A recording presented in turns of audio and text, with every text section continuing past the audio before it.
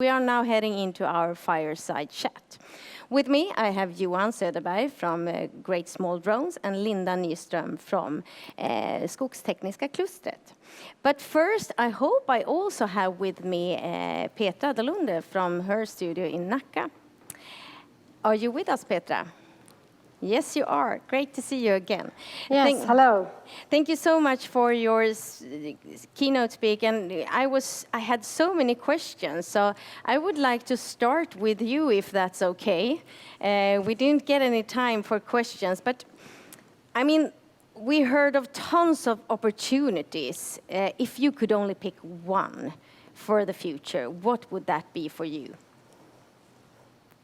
And is there any challenges about it? That is, of course, there are so many challenges, and I think I talked about most of them in my talk. But the opportunities are immense, just as Johan and Helena and everyone has showed.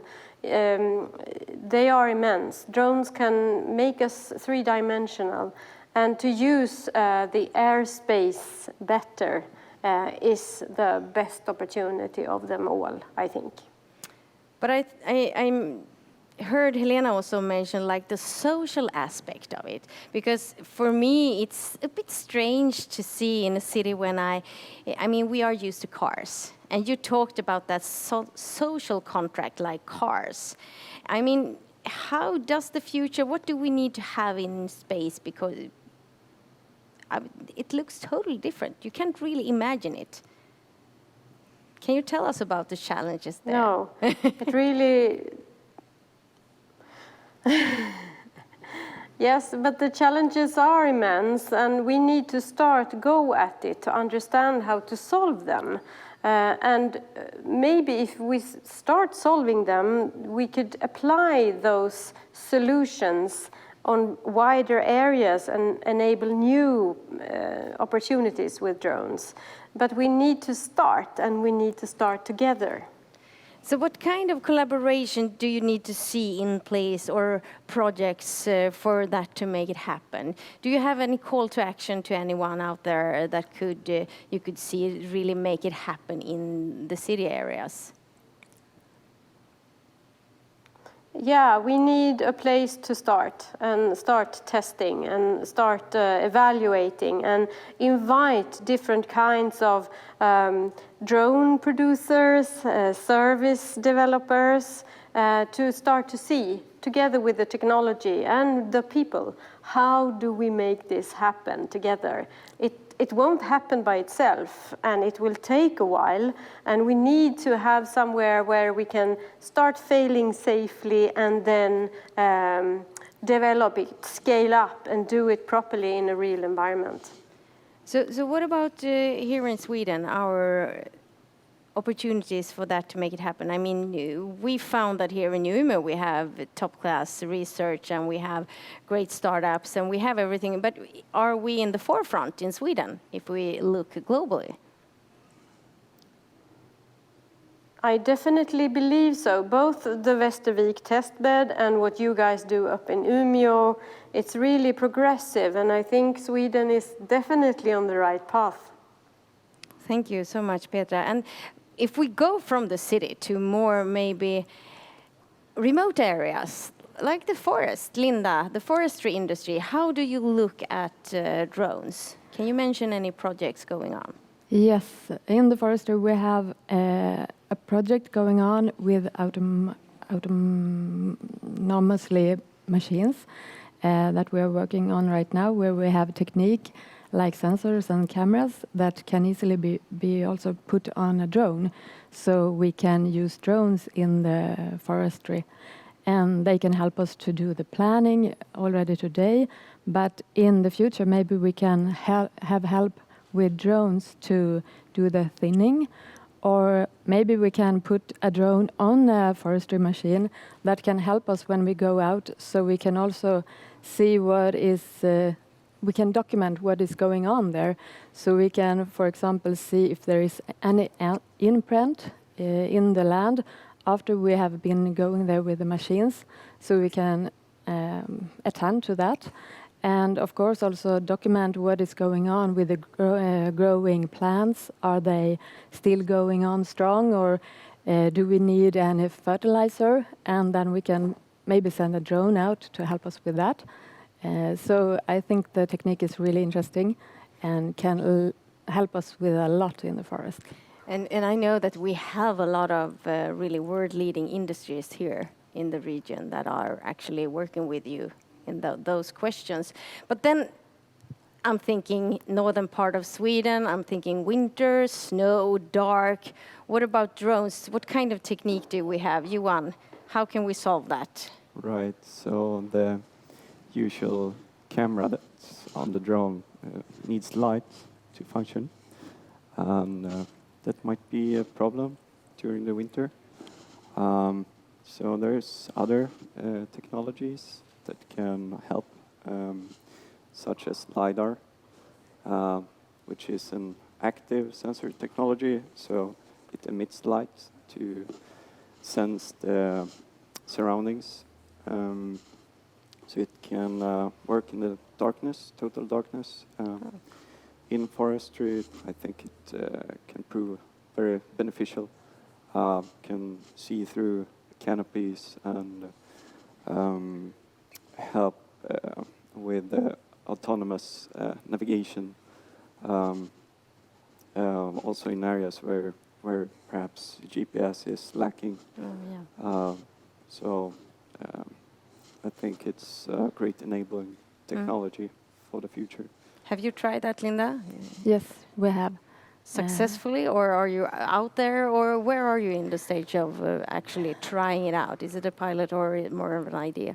No, we have tried with remote control to drive forestry machines with the technique on it. So it's really interesting. You can see if there is any human beings in the forest. You can see that on the screen. The technique can pick it out.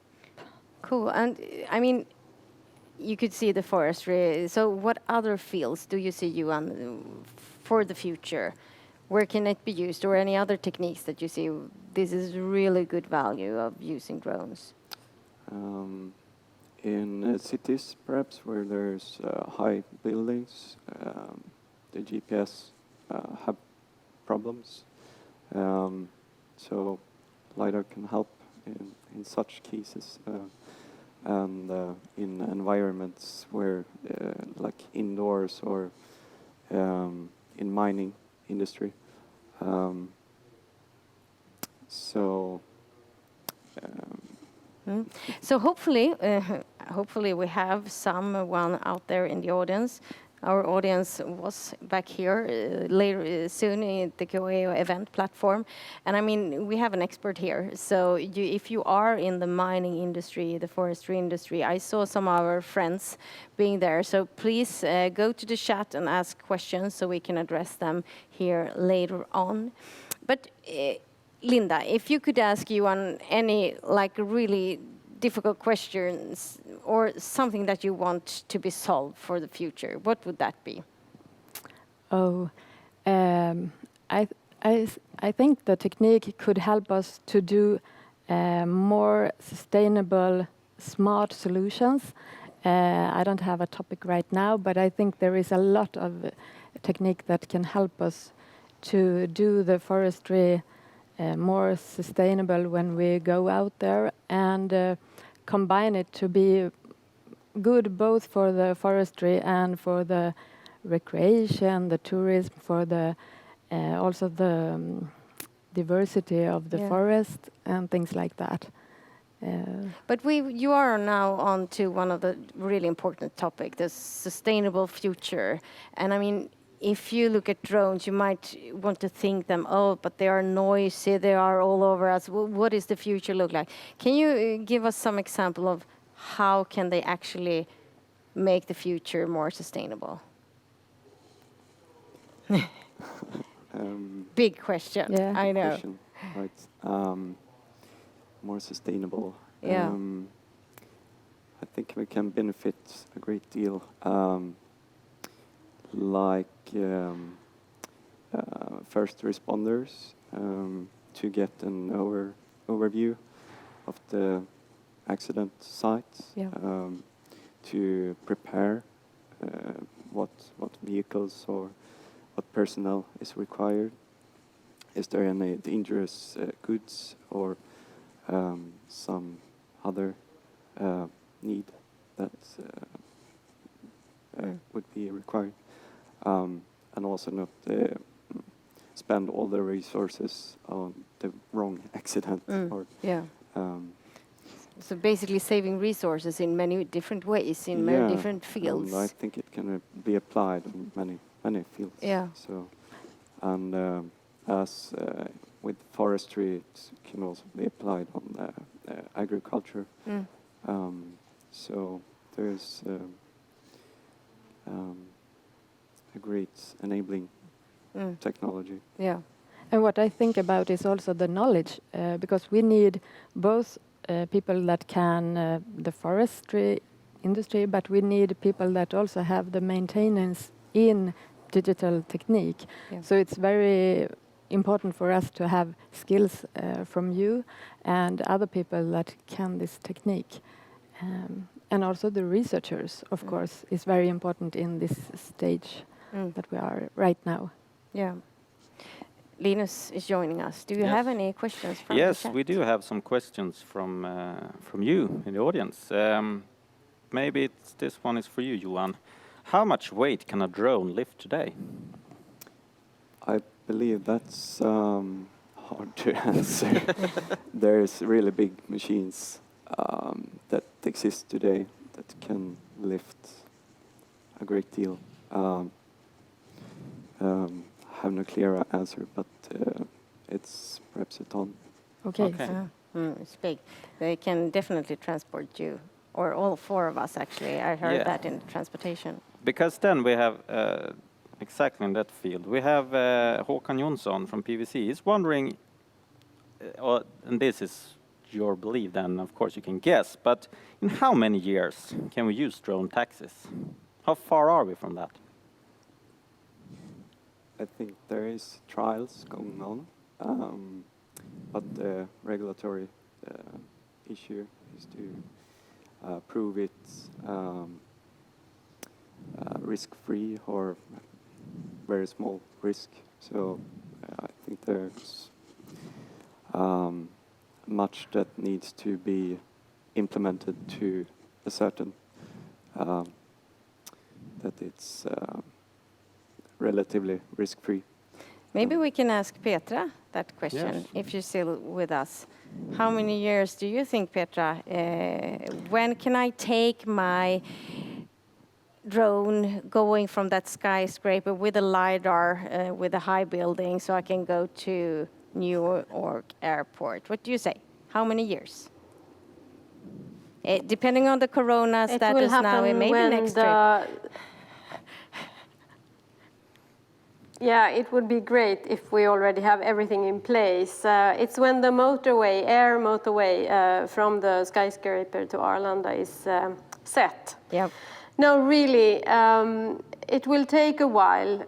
Some drones are already operating, and even drones with flying people are operating, but not over other people so far, because that is the complexity. Yeah. Flying a drone over people, that is already a challenge, but flying drones with people in them over people, that is legislatory and regulatory really complex. So I think it will take a while.